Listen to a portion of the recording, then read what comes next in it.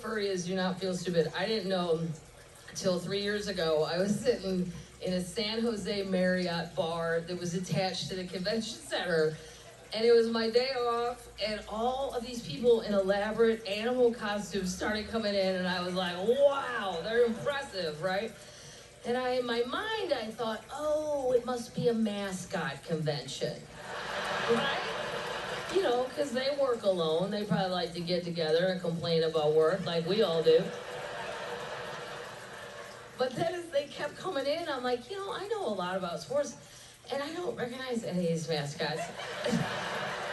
So then, all on my own, I decided, oh, I bet it's minor league. Because there's so many teams you can't keep up. The Savannah Bananas, too big. So the bartender came back, and I go, how long are the mascots in town? He's like, what? Lady, those are furries. I go, oh, what's a furry? He goes, well, I'm not one of them, and I don't want to answer that question. I said, well, my phone's dead. Come on, I can't Google it.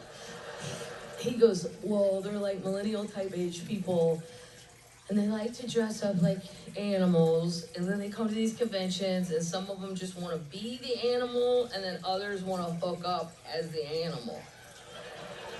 Okay? I said, well, can I just ask one follow-up question?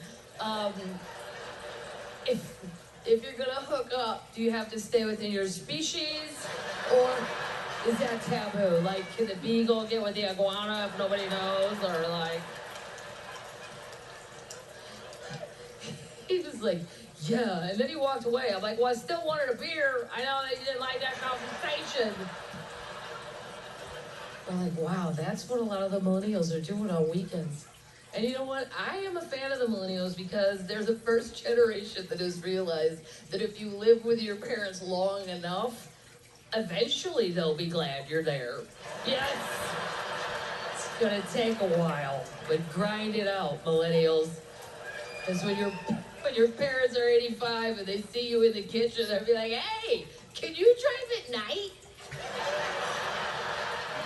That's fantastic. We want to go to bingo on Friday at 8.